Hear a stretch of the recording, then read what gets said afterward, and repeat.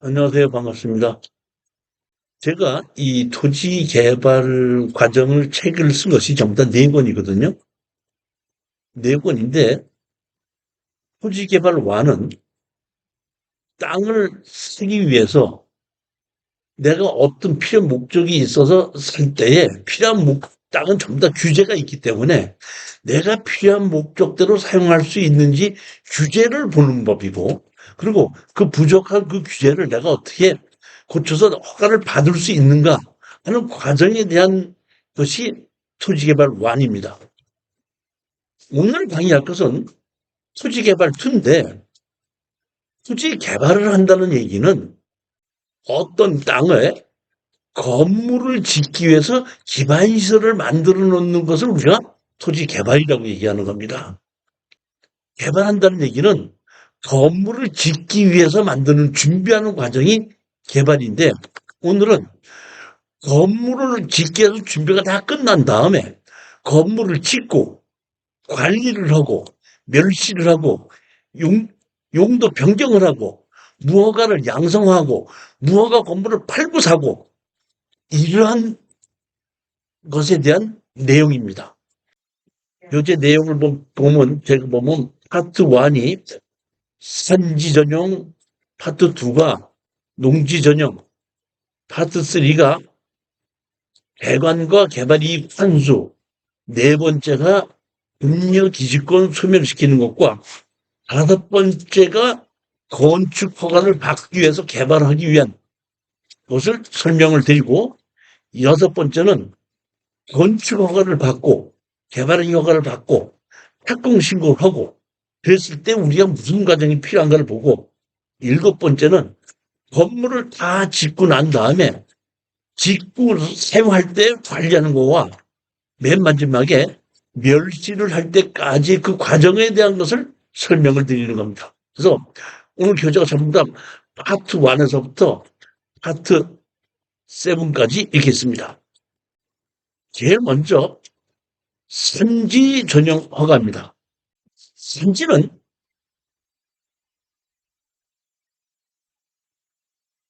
보존 산지와 준보존 산지로 두 개로 나뉘어집니다. 따라서 보존 산지에 있는 경우에는 규제가 있지만은 준보존 산지에는 규제는 없습니다. 규제는 없지만은 기본적인 어떤 땅을 개발하기 위한 원칙은 있습니다. 그게 언제 만들어졌냐면 김대중 정부에서 난개발이 심하게 되다 보니까 개발행위 허가라는 걸 만들었고, 그 개발행위 허가 중에서 특히 산지 전형에 의해서 이러한 곳은 개발하지 말아라. 그러니까 보존 산지냐 준보존 산지냐를 떠나서 땅 자체가 어떻게 생겼느냐에 따라서 개발을 못하게끔 하는 땅이 있는데, 이것이 제일 첫 번째 보존 산지가 있고 준보존 산지가 있는데, 준보존 산지에는 산지관리법에 의한 규제는 없습니다. 다만 경사도가 법에는 25도 이상 돼 있을 때는 규제를 하게끔 되는데, 그 자체가 지방자치단체의 조례로 돼 있기 때문에, 저기 전라도의 광주광역시 같은 경우에는 15도, 그 다음에 용인시 같은 경우는 17도, 이런 식으로 경사도가 얼마냐에 따라서 개발을 아예 처음부터 못하게끔 되는 땅이 있다, 이런 얘기입니다. 두 번째는 인목본수도라는 얘기. 인목본수는 나무가 심어져 있는 분포도를 우리가 표시하는 건데, 우리가 평균 인목본수를 그 지방자치마다 평균 인목본수가 있어 그거를 100%로 잡거든요. 100%를 잡는데 그 대부분이 100% 이상, 법에는 150% 이상에는 나무가 심어져 있을 때는 무조건 개발을 못하게끔 되어 있는데, 이것도 지방자치단체의 조례로 넘기 때문에 어떤 지방자치단체는 50%가 넘으면 안 된다, 또는 어떤 지방자치단체는 30%만 넘으면 안 된다, 이런 경우도 있고, 어떤 지방자치단체는 내가 개발하려고 하는 땅 자체에 50m까지 같이 보고 임목본수를 보고 그 근처에도 나무가 심어져 있다 그러면 개발 자체가 안 되는 땅이 있을 수 있다 이런 뜻입니다. 세 번째는 표고도라는 겁니다. 표고도. 그러니까 일정 우리 해변에서 뭐 표고도다 그러면 뭐 우리 대관령 가면 뭐 780m 뭐 이렇게 돼 있지 않습니까? 그런 표고도를 보게끔 돼 있는데 대부분이 지방자치단체에 따라서 조금씩 다른데 표고도를 해발에서 얼마 이상은 안 된다고 보는 것은 광주광역시입니다. 그래서 뭐 100m 이상이면은 무조건 개발을 못한다. 이러는 것도 있긴 있지만은 다른 지방자치단체에서는 기준지방고라는 것이 있어요. 기준지방고라는 곳은 뭐냐면은 내가 개발하려고 하는 땅 중에서 공인용 도로 있죠. 국가나 지방자치단체가 소유한 그 도로의 높이와 내가 개발하는 땅 높이에 차이가 일정 높이 이상이면은 개발하기 자체를 해주지 않는 그러한 법이 있다는 것을 아시면 됩니다. 따라서 어떤 땅이든지 임야의 경우에는 먼저 보존산지냐 준보존산지냐부터 먼저 보고 두 번째는 경사도 임목본수 표고도를 보라 이런 얘기야. 그 다음에 또 하나 봐야 돼. 그래서 우리가 아까 개발한다는 얘기는 기반시설을 만들어야 된다 그랬죠. 기반시설이라는 게 크게 두 가지가 있는데 하나는 건축법상 진입도로 또 하나는 배수로입니다. 이게 김대중 정부에서 이렇게 국토의 계획과 이행에 관한 법률을 만들고 개발행위 허가를 만들어 놓고 그다음에 문묘기지권을 말소시킬 수 있는 것도 만들고 이것은 김대중 정부에서 한 겁니다. 제가 뭐 이거는 어느 정부에서 만들었다 어느 정부에서 만들었다 하는 것은 무슨 정치적인 얘기를 하는 것이 아니라 어느 정부에서 부동산 정책을 어떻게 썼었다는 설명을 드리는 것이 절대 정치적인 의미를 가지고 설명하는 것이 아니라는 걸 반드시 아셔야 되는 겁니다. 정치의 일을 하자 그러면 저는 좀 이랬으면 좋겠어요. 가끔가다 뉴스나 뭐 이런 데서 보면은 뭐 나는 뭐 좌파다 우파다 빨간색이다 파란색이다 진보다 보수다 이렇게 얘기하는 경우가 있는데 내 생각에는 그렇게 하지 말고 진보든지 보수든지 따지지 말고 이 정부에서 이런 건 잘했고 이런 정부에서 이런 건 잘못했다 이렇게 정부마다 잘한 것과 잘못한 것을 평가를 해야지 나는 진보니까 누구는 다 좋다 나는 보수니까 누구는 다 좋다 이런 식으로 평가하는 것은 저는 올바르지 않지 않냐 이렇게 생각하는 겁니다. 그러니까 평가 자체를 진보 보수 나누지 말고 이 정부에서 이런 건 정책은 잘했어. 근데 이런 거는 잘못했어. 이렇게 평가를 했으면 좋겠다는 게 제 생각이라는 겁니다. 제 생각이 그렇다는 거예요, 보면. 그리고 오늘 어느 정부에서 얘기했다는 것 자체를 정치적인 의미에서 갖고 하는 것은 아니다는 얘기입니다. 가장 이렇게 김대중 정부에서 이렇게 만들어진 이유가 있는 것이 잠깐 말씀드리자면은 농지는 농사를 경작하는 사람만이 소유할 수 있다고 헌법에 정해져 있습니다. 그렇기 때문에 농지를 살려면은 항상 저 사람이 농사를 짓던 사람인가 아니냐를 과거의 경력을 보고 농지 매매 증명서를 해줬었습니다. 그러다가 전두환 정부에서 농지를 매매할 때 많은 사람들이 직업을 농지에서 회사를 다니고 공장을 다니는 걸로 바뀌다 보니까 농지를 팔라고 살 사람이 없어요. 저 사람 자체가 옛날에 농사를 짓던 사람인지 아닌지를 알 수가 없다 보니까 평가를 못 하다 보니까 중간 정부에서 그걸 바꿔버렸어요. 뭐라고 어떻게 바꿨냐면은 농지 매매 증명서를 과거를 보고 저 사람이 옛날에 농사를 지었냐 안 지었냐를 봤었는데 전두환 정부에서 그걸 바꿔갖고 옛날에는 농사 안 졌어도 좋다.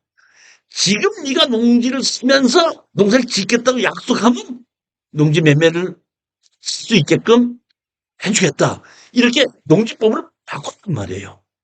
그런데 경제가 좋아지면서 많은 사람들이 농지에 투기를 할 것을 염려가 돼서 전두환 정부에서 조건이 20km 이내에 6개월의 거주 조건을 달았었던 겁니다. 그 후에 그대로 지내다가 김영삼 정부에서 20km 이내 6개월의 거주 자격이 없어졌기 때문에 대한민국에 경제적인 여유 있는 사람들이 누구든지 농지를 살 수가 있고, 농지를 샀을 때 그 당시에 많은 사람들이 전원주택 꿈을 꿨단 말이에요. 그러다 보니까 그 당시에 김영삼 정부에서 이걸 풀다 보니까 농지를 사서 전원주택을 지었는데, 그 당시에는 개발행위라는 걸 하는 것이 없었어요. 농지 전용 허가를 받으면 되는 거예요. 그리고 건물을 지으면 됐었거든요.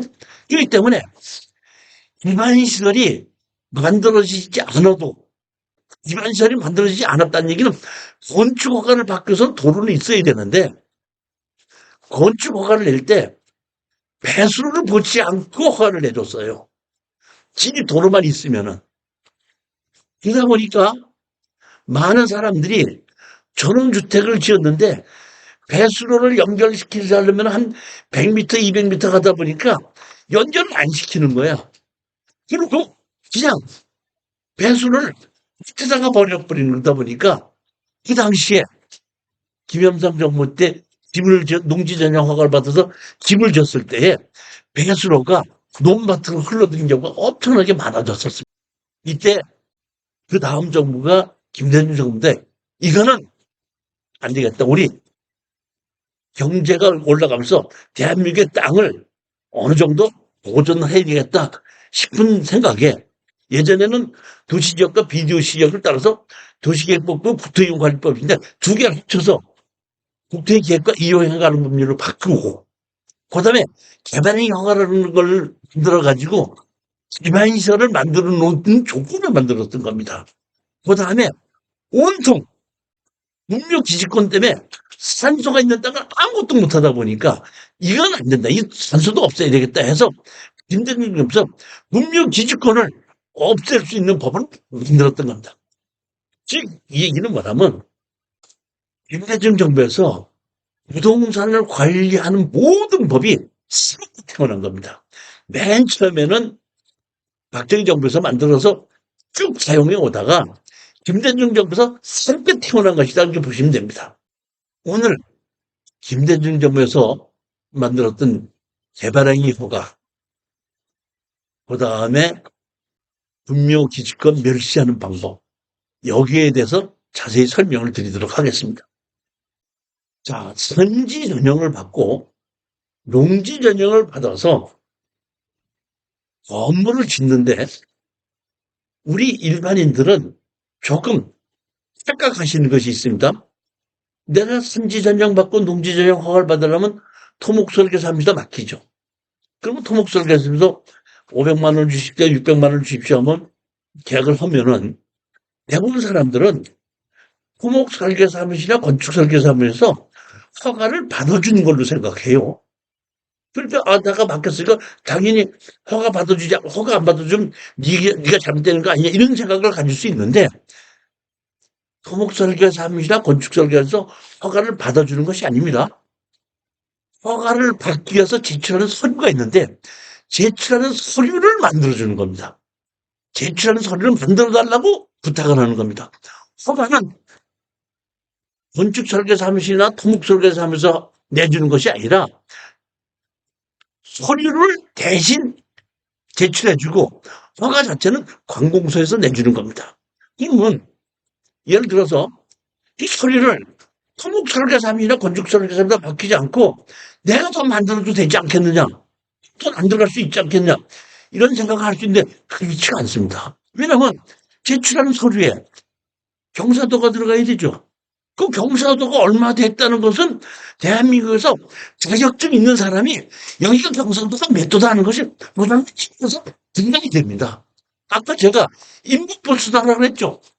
대한민국에서 인목본수 자격증 있는 사람이 내가 여기에 이면을 정답 조사해보니까 인목본수도가 몇 도다 도장이 찍혀서 들어가야지 되기 때문에 내가 할 수 있는 것이 아니라 다 대한민국에 자격증 있는 사람들이 검토한 서류를 제출해 주는 겁니다. 설계사무실에서 각자 자격증 있는 사람들도 너 이거 좀 만들어 갖고 와라, 너 이거 만들어 갖고, 이거 만들어 갖고, 다 포함해서 접수시켜 주는 겁니다. 허가를 받아주는 것이 아니라 허가를 받아줄 수 있는 서류를 대신해서 해주는 것이다. 이렇게 아십니다. 그러면 제가 얼마 전에는 평택에도 갔었고, 그 다음에 이제 아산인스티튜트도 갔습니다. 그게 이제 건축 허가를 내주는데 잘 안 해주고 뭐 반려하고 보강 뭐 이런 것이 있단 말이에요. 그러면 사실은 보면 보강이 나올 수도 있고 또 뭐 고치라고 할 수도 있는데 그냥 넘어갈 수도 있고 안 넘어갈 수도 있는 그런 애매한 경우도 있지 않습니까? 물론 그게 안 되고 안 되면 무조건 안 되는 거지만은 좀 애매한 경우가 있을 때는 담당자가 안 해준다 그래도 건축 설계사입니다, 토목 설계사입니다, 담당자한테 왜 안 해주냐 해줘야 되지 않냐 소리 못해요. 이 소리를 하고 싸우면 담당자인데 좀 다른 거하고 또 들어갔을 때 괜히 걔는 내가 나한테 따지는 설계사무소에 그러면 협조가 되겠느냐고요. 이 때문에 항상 보면 설계사무실에 할 때 전화가 옵니다.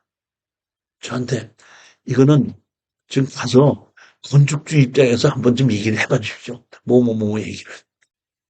그래서 갔었던 것이 토목 속에서 보안이 나왔다 이거예요. 제가 알기로 보안을 한 8번을 했거든요. 그 제가 담당자한테 가서 얘기했던 건 그거예요. 잘못했으니까 보안 안 하는 건 맞다. 맞다. 그렇지만 보안이 7개가 있으면 7개를 한꺼번에 다 시켜야지. 보안 1개 하라고 그러고 1개 집어넣고서 보안하면 또 다른 거 보안하라고 그러고 보안했더니 또 보안을. 이게 지금 작년 10월 달에 접수시킨 거를 어떻게 이렇게 할 때마다 보완하라고 할 수가 있는 건 좀 잘못된 게 아니냐. 또 어디 가서 이제 보완할 게 있으면 지금 한꺼번에 다 얘기해라. 더 이상 보완할 게 없는 거를 확인하고 설계사무소도 일차 보완해서 접수시켜달라. 이런 거는 설계사무소 못하고 건축주도한테 하는 겁니다. 그다음 이제 그 토목사람이나 건축사람들이 나는 이미 옛날에 건축을 했었고 그런 임무를 업무를 했었기 때문에 알기 때문에 하지만은 일반 건축을 모르는 사람들이 의뢰했을 때 당신 가서 이런 얘기 해주시도 못하는 겁니다. 그냥 한다면 아이고 저 이거 허가 받아드리는 거 포기하겠습니다. 아니지가 당신 허가 받아준다고 돈 500만 원 받았잖아. 이거 못하는 거래? 다 이거라는 거죠. 글쎄요. 그러면 받아줘야 되지 않냐? 자 보십시오. 설계사무실에서 측량하는 사람들, 자격증 있는 사람들 돈 주고 시켰죠. 임목분수 돈 주고 시켰죠. 그 돈은 현재 다 키웠는데도 허가가 안 났다 그러면 그 사람은 다 돌려주는 그 설계사무소에서는 그 돈 다 돌려줘야 돼. 그러다 보니까 문제가 좀 그런 문제가 생기더라 이런 얘기죠. 그러니까 처음서부터 우리가 이런 거를 느낄 때 그런 정도를 좀 기본으로 알고 허가를 받아주는 것이 아니라 허가를 받아주는 서류를 제출해 주는 것이다. 이렇게 아시면 되는 거. 이 개발행위 허가는 예전에는 그러니까 김대중 정부에서 개발행위 허가라는 것을 만들기 전에는 산지전형, 농지전형 하면 됐었는데 지금은 산지전형이나 농지전형 하기 전에 제일 먼저 뭐부터 하냐면은 개발행위 허가부터 먼저 받습니다. 개발행위 허가의 조건은 뭐냐면 기반시설부터 보는 겁니다. 여기에 기반시설을 어떤 식으로 만들겠다는 계획이 있어서 기반시설이 다 만들어지고 나면 그 다음에 산지관리과로 가서 산지전형 허가를 받고 산지전형 허가가 나면 그 다음에 다시 그것이 건축가로 넘어가는 겁니다. 순서가. 그러면 제일 먼저 개발행위 허가를 받아야 되는데 개발행위 허가를 받을 때 여러분이 아셔야 될 게 있습니다. 가장 중요한 겁니다. 개발행위 허가입니다. 개발행위 허가를 받게끔 되면은 우리가 공사를 한다 그러면 기반시설을 만들기 위해서 임야가 있으면 경사진 임야가 있으면 나무를 비워야 되겠죠. 그 다음에 선을 깎아야 되겠죠. 나무를 비고 선을 깎다가 나 돈이 없어서 중단돼 이러는 경우가 있어요, 없어요? 있을 수 있죠. 그거 하나도 안 됐을 때는 문제가 없는데 개발하기 허가를 받아가고 손을 대고 난 다음에 중단시킬 수가 있거든요. 그러니까 그 옆에 다른 사람에게 피해가 간다 이런 얘기입니다. 따라서 개발행위 허가에서는 가장 중요한 게 뭐부터 하냐면 면적에 따라서 예측임이 나옵니다. 즉, 이 얘기는 뭐냐면 공사를 하다가 중단이 됐을 때에 원상 복구를 시켜야 되거든요. 그 원상 복구를 돈이 없어서 개발하다가 자빠진 사람이 원상 복구 시킬 일이 없거든요. 그러다 보니까 아무래도 너는 이렇게 할 수 있다니까 원상 복구할 수 있는 돈을 예치하게끔 만드는 겁니다. 예치하고 원상 복구가 다 끝나면 예치하고 돌려줍니다. 가장 중요한 것은 여기서 기본적으로 아셔야 될 것이 있습니다. 개발의 허가는 처음서부터 허가증을 받지 않습니까? 허가를 받으면 자동으로 2년 안에 준공을 시켜야 돼요. 조건이 그겁니다. 2년 안에 준공시키지 않으면 그 허가는 자동으로 취소되는 겁니다. 건축 허가는 허가를 받고 2년 안에 착공을 해야 돼요. 그러니까 개발행위 허가하고 건축 허가는 정 반대입니다. 개발행위 허가는 허가를 받고 2년 안에 준공을 시키지 않으면 그 허가는 취소가 되고 건축 허가는 2년 안에 착공하지 않으면 그 허가가 취소됩니다. 그러다 보니까 이런 일이 일어납니다. 개발행위 허가를 받고 건축 허가를 받아서 착공을 했죠. 착공을 했는데 개발행위 허가를 준공을 받아야 되는데 개발행위 허가를 2년 안에 준공을 못 받으면 개발행위 허가는 취소됐죠. 근데 건축은 착공했죠. 착공했으니까 준공이 언제까지 준공해야 된다는 법은 없기 때문에 건축 허가는 그대로 진행이 돼서 살아있고 개발행위 허가는 취소돼 있고 이런 경우가 상당히 많습니다. 그리고 이런 것이 경매로 나오게끔 되면 20% 30%까지 하락을 했는데 제일 많은 사람들이 나한테 물어보는 게 이겁니다. 제가 가서 봤더니요. 공사를 하다가 중단이 됐는데요. 이거 개발료가 보니까 준공이 나지 않았다 그럽니다. 그럼 내가 저거를 낙찰을 받았을 때 개발의 허가가 취소됐으니까 내가 저거를 원상복구 시켜야 되지 않습니까? 물어보는 경우가 많아요. 원상복구는 누가 한다 그랬죠? 원래는 건축주가 해야 되는데 예치한다 그랬죠. 예치한다 그랬죠. 그러니까 원상복구의 책임은 새로 개발하다 중단된 것을 경매로 낙찰받은 사람이 하는 것이 아니라 허가를 내줄 때에 자기네들이 예치금을 받았죠. 예치금을 받으면 자기네들이 원상복구시키는 거기 때문에 새롭게 그러한 땅이 반 이하로 떨어져서 경매로 나왔다고 하더라도 낙찰자인 우리한테는 문제될 건 없다는 뜻입니다. 다만 건축을 착공을 했죠. 착공을 했으면 건축 허가는 취소되지 않는다 그랬죠. 그러면 나는 김철수인데 거기에 김경현으로 건축 허가 착공이 돼 있다 그러면 내 입으로 바꾸지 못하는 거예요. 남의 허가를 못 받는 거예요. 시켜주지 않으니까. 무슨 얘기인지 이해 가셨습니까?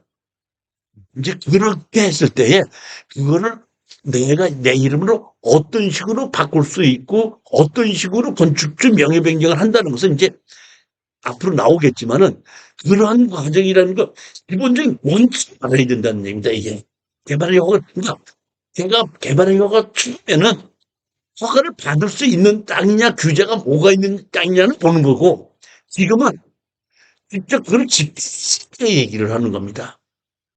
따라서 개발행위 허가인 경우에는 따로 복구 준공이라는 것이 있습니다.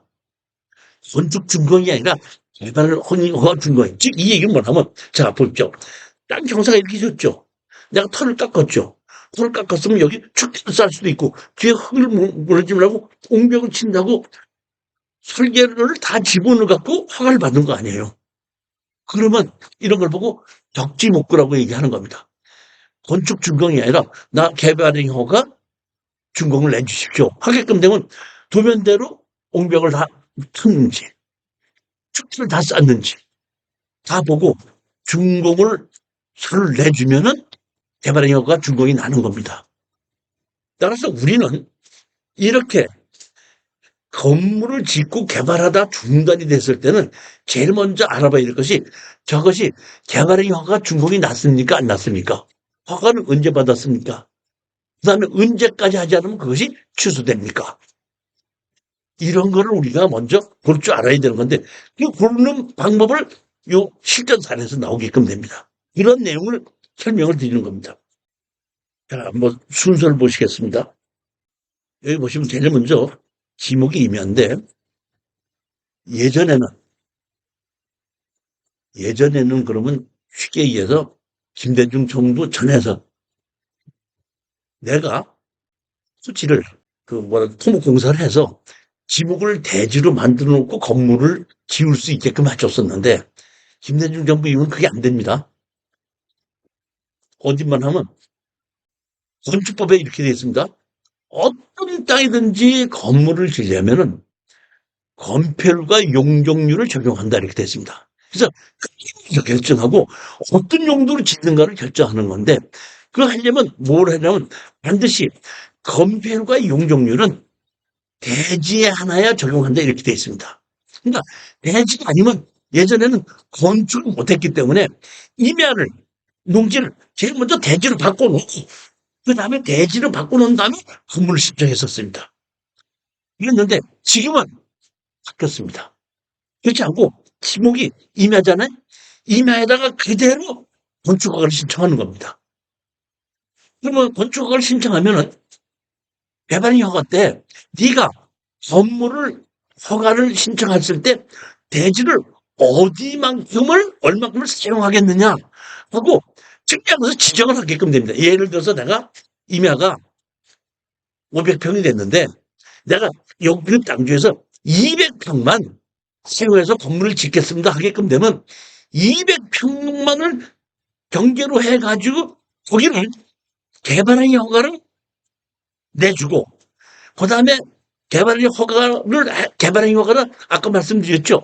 기반시설을 만드는 거라고 도로와 배수를 만드는 거라고 그다음에 기본적으로 경사도 인목본수 표고도가 다 맞아야 되고 그다음에 배수를 만들어야 되고 긴 도로가 있는 것은 개발행위 허가까지서 본다는 얘기입니다. 근데 배수를 만들어졌어. 그러면 거기서 이제 어디로 가냐? 산지관리과로 갑니다.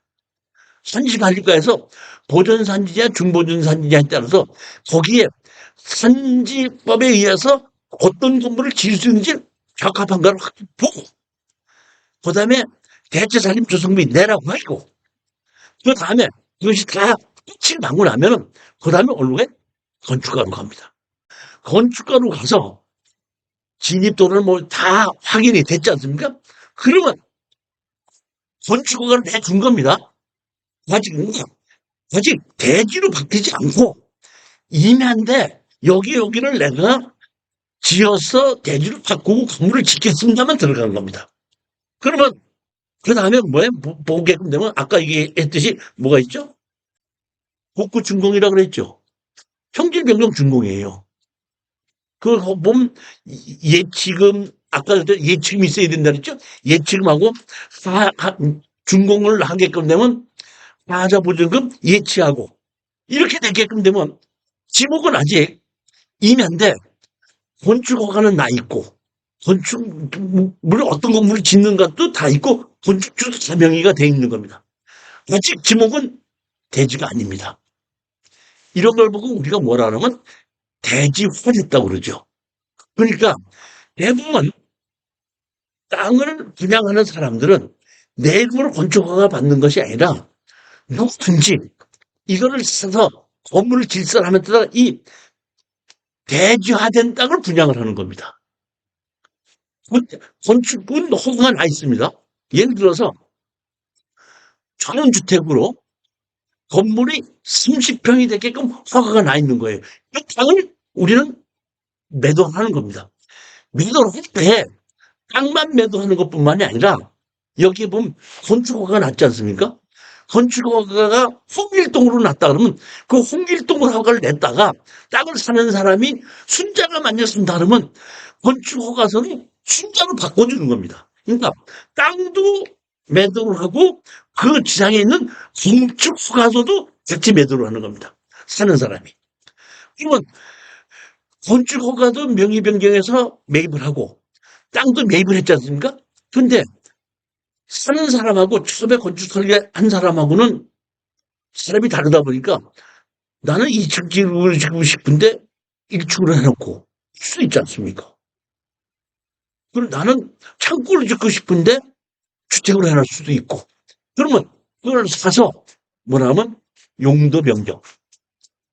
용도 변경은 창고인데 공장으로 짓는다든지 아니면 전원주택을 창고로 짓는다는 용도 변경을 하는 겁니다. 그렇지 않고 주택인데 20평인데 30평으로 짓고 싶다. 시기 변경을 하는 겁니다. 이해가셨죠? 그러면 새로운 사람이 용도 변경을 하든지 시기 변경을 해가지고 집을 다 짓지 않습니까? 아직까지는 임야예요. 다 지었죠. 건축물 관리장이 만들었었죠. 그 건축물 관리대장을 가지고 지적거를 하는 겁니다. 지적과에 가서 내가 이렇게 이 땅에다가 건물을 다 지었다. 지을 때 여기를 대지로 사용해서 건축허가를 받았고 정식 내가 허가를 신청한 대로 전부 다 건물을 대서 준공이 났다. 하게끔 되면은 지적과에서 건축물 관리장이 만들어진 걸 보고 대지로 바꿔주는 겁니다. 예전에는 대지로 만들어놓고 건물을 지었는데 지금 그렇지 않고 농지나 임야에다가 그대로 건축허가 내주고 건물이 지어져야지 대지로 바뀌는 건데 건물이 지어지지 않으면 대지로 안 바뀐다는 얘기입니다. 분양하고 나서 2년 후까지 아니, 진행이 안 돼버리면은 건축허가 예전에 이제 대부분 보면은 그런 경우에 착공계를 내놓죠. 아, 이거 안 되면 허가가 취소되겠다 싶으면 착공계를 내놓으면 정식으로 명의 변경을 하게끔 되는데 그렇지가 않고 착공계를 내놨는데 경매로 나온다고 할 때는 그 사람이 이름 못 바꿔줄 거 아닙니까? 그럴 때 이제 우리 낙찰자고 분쟁이 생길 수가 있는 거죠. 그런 경우에. 근데 이제 아셔야 될 것은 서류상으로만 착공계를 냈는데 담당자가 가서 봤더니 착공계를 냈는데도 실질적으로 공사를 한 것이 하나도 없다 할 때는 담당자가 그거는 착공계 낸 거를 지어줘 버려요. 멸실시켜버려요. 그 새로 든 사람이 바꿔줍니다. 근데 바닥공기랑도 쳐서 공사를 얼마나 또 했지 않습니까? 행정 확인이 되면 안 바꿔줍니다. 취소를 안 시켜줘요. 그때는 다른 방법을 해야 된다.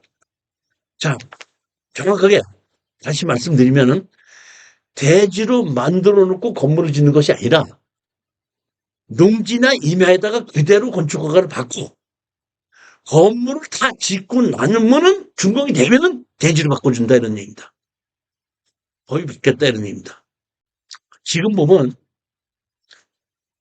예전에는 개발업자가 농지나 임야를 사서 개발을 해서 대지로 바꾸고 분양한 적이 많았기 때문에 그냥 대지를 사는 경우가 많이 있었는데 지금은 옛날에 건물이 지어져 있던 땅이 아니면 새로 대지로 만들고 그냥 농지나 임야를 사서 건물이 다 준공이 나야지 대지로 바뀌는 겁니다. 대체 산림 조성비가 예를 보면 준보존 산지인 경우에는 제곱미터당 4,480원, 보존 산지인 경우에는 5,820원, 산지 전용 제한 지역에는 8,960원 이렇게 돼 있습니다. 복구비 산정 아까 제가 일정 금액을 예치한다 그랬죠. 1만 제곱미터당 경사도가 10도 미만이면 4,528만 8천원을 예치하는 거고 경사도가 10도에서 20도인 경우에는 1억 3,440만 3천원 경사도가 20도 이상인 경우는 1억 7,764만 원을 예치해야 되는데 이거는 현금으로 예치해도 되지만 이행보증 보험증권으로 예치해도 됩니다. 다시 한번 말씀드리지만은 원상복구는 낙찰자한테 있는 것이 아니라 예치비를 받은 행정기관에서 원상복구가 됐거든. 제가 예전에 이렇게 공사가 중단된 경우에 경매가 나온 경우에 제가 담당자를 만나러 갔지 않습니까? 만나러 가서 이렇게 되면은 저기 우리가 원상복권 다 해놨거든요. 지금 겨울이라서 나무만 못 심어서 그러는데 이제 봄 되면 나무만 심으면 원상복권 다 되는 건데 당신 낙찰을 받아서 개발인허가 신청하면 그대로 다 해드릴 테니 염려하지 마세요. 이렇게 얘기합니다. 대부분. 따라서 다른 땅을 개발을 했을 때 내가 처음부터 개발하는 것도 좋지만은 다른 사람이 개발하다가 중단된 것을 단가별 이하로 낙찰받아서 계속해서 개발하는 것이 수익률로는 상당히 좋습니다. 근데 이제 그 김영삼 정부 이후에 농지를 누구나 살 수 있어서 땅을 많은 사람들이 사가지고 개발한 적이 많이 있었는데 땅을 사서 개발하는 사람들은 90% 이상이 실패했어요. 성공한 사람이 거의 없습니다.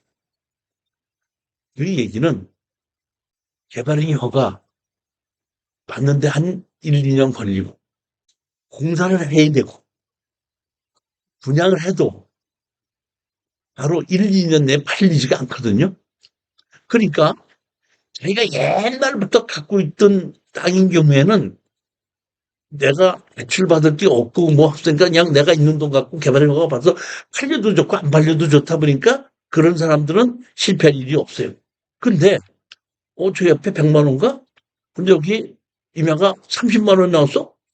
저거 사갖고 좀 개발하면 100만 원 판대는데 돈이 조금 모자라? 대출 조금 받지 뭐. 해주고 시작한 사람들은 이게 낙찰을 사서 팔릴 때까지 기본이 5년이 걸리거든요. 그러다 보니까 보면 5년 안에 이자를 분담하지 못해가지고 경매가 나오는 경우가 상당히 많습니다. 그러다 보니까 요즘 요새 한 3, 4년 내로는 땅을 개발하다가 중단돼 가지고 경매로 나오는 거 거의 없습니다. 이거는 돈이 안 되는 거다 하는 것을 많은 사람들이 인식을 하게끔 된 거죠. 아까 임목본수를 조사한다 그랬죠? 임목본수는 우리가 하는 건 아니고 기본적으로 국가에서 자격증을 받은 사람이 하는 건데 그냥 우리는 상식적으로 알아두자 이런 얘기입니다. 땅 밑에서 1m 50 된 곳에 지름을 재는 겁니다. 지름을 재서 보면 전부 다 3cm, 5cm, 10cm 지름을 재면 나오지 않습니까? 그러면 그걸 뭐 500그루다. 그럼 500그루 전부 다 합쳐갖고 나무 개수를 나누면 평균 지름이 나오죠. 그 평균 지름을 가지고 이 표대로 나누면은 여기가 인목본수가 몇 프로다. 이게 나오는 겁니다.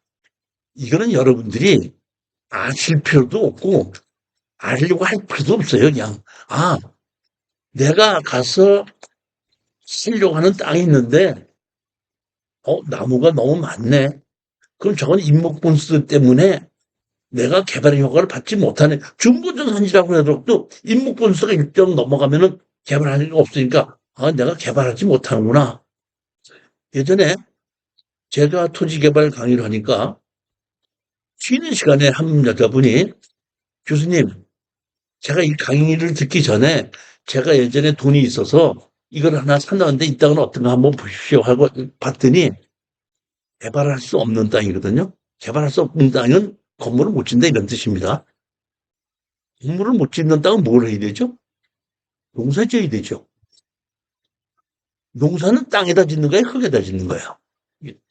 그러면 자기가 나보고 자기가 땅 샀다 그랬죠. 내가 보기에는 땅을 산 게 아니라 흙을 사놓고 땅을 샀다고 깎아가는 거예요. 개발이라는 게 그만큼 중요하고 돈을 해야 된다는 얘기예요. 그리고 그걸 제가 토지 개발 안 해. 개발이 되는 땅이냐 개발이 안 되는 땅이냐를 정확하게 구별해 놓고 개발을 했을 때도 어떤 어려움이 있고 어떤 경제적인 금액이 들어간다는 걸 알아야지 되기 때문에 개발이 되는지 안 되는지도 몰라요. 현장 답사 갔다 왔대요. 답사 가서 뭐 봤냐고 그랬더니 뭐 생긴 거 보고 먹어봤다고 그랬죠. 아까 제가 뭐가 있다 그랬죠? 개발하려면 뭐가 있다 그랬죠? 조례가 있다 그랬죠? 네. 경사도 인목선 표고도 조례가 있다 그랬죠?